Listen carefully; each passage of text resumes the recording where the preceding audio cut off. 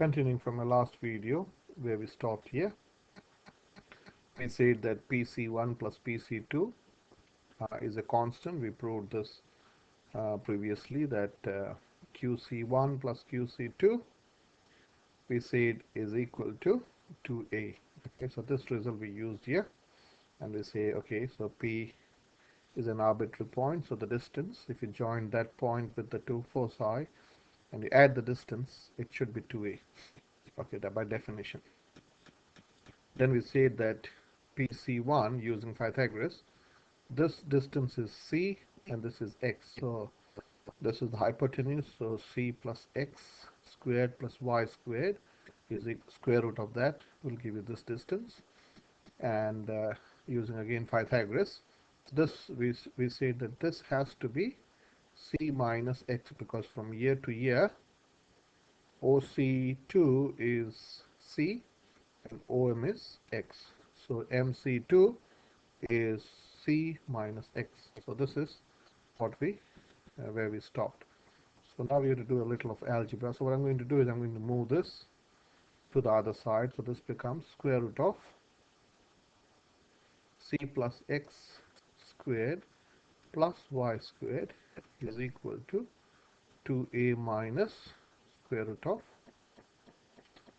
C minus X squared plus Y squared. Now I have to expand both sides, or sorry, I have to square both sides. If you square both sides, what will you get? So this becomes C plus X the whole squared plus Y squared. When you square this side, the square root goes away. So this is your C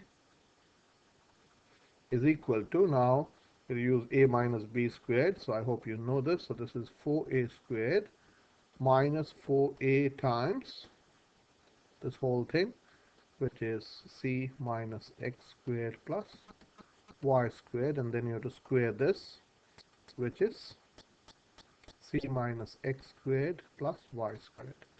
Now I have used, those are not those who don't understand this step, I've used a formula which is A minus B the whole squared is equal to A squared minus 2AB plus B squared. Now you can do it yourself. So that's how I got this 4A. That is 2 times 2A will give you 4A. So let me expand this again. So this is C squared plus 2CX.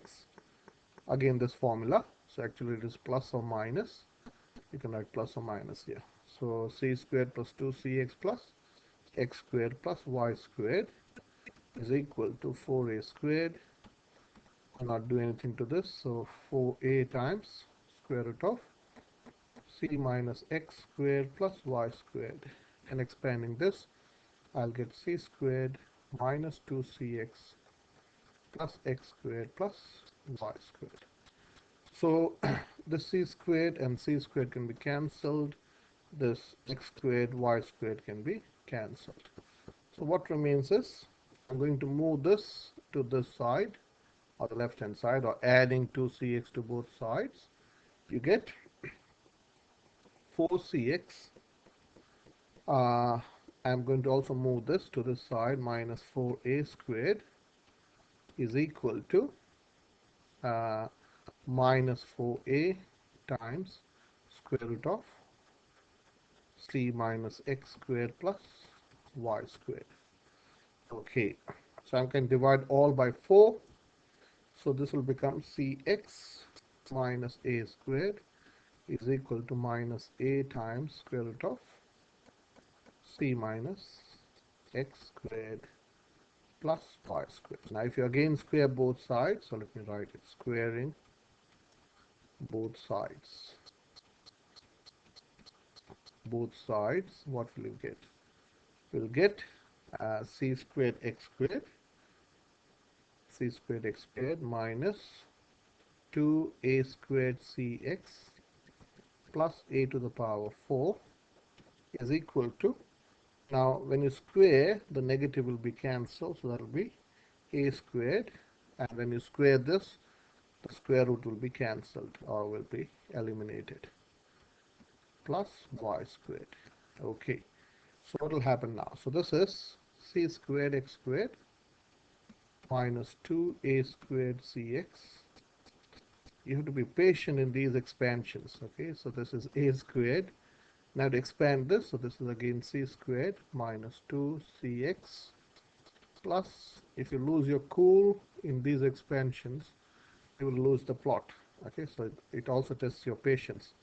So this is c squared x squared minus 2a squared cx plus a squared a to the power 4 is equal to, again I'll expand with a squared, so this is a squared c squared minus 2a squared cx plus a squared x squared plus a squared y squared.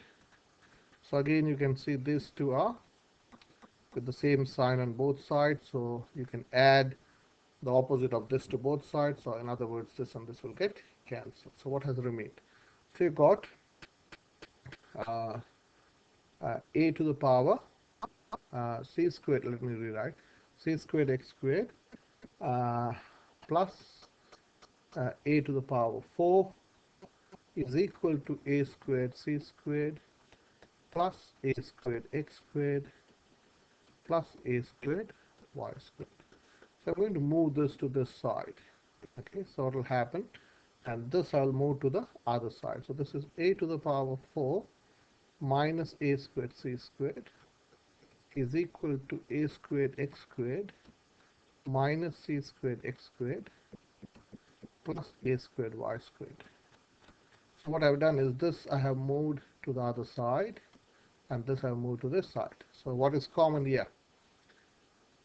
You can see something common here and also common here. So I'll factor out an a squared here. So you will have a squared minus c squared is equal to what's common here? X squared. So you can get again an a squared minus c squared plus a squared y squared. Okay, now in the previous video I proved a squared minus c squared is something very interesting. What is that? Okay, so let me scroll up. A squared minus c squared can be replaced by b squared. So let me scroll down. Uh, so, but a squared minus c squared is equal to b squared. Okay, therefore we can say a squared b squared is equal to x squared b squared plus a squared y squared. Now the next step is very interesting. I'm going to divide all by a squared b squared, which is allowed. So I'm dividing this side, this by a squared b squared, this by a squared b squared, and this by a squared b squared. So this will become 1 is equal to, your b squared will get cancelled and your a squared will get cancelled. So this is x squared over a squared plus y squared over b squared. And therefore we have proved x squared over a squared plus y squared over b squared is equal to 1. See you in the next video.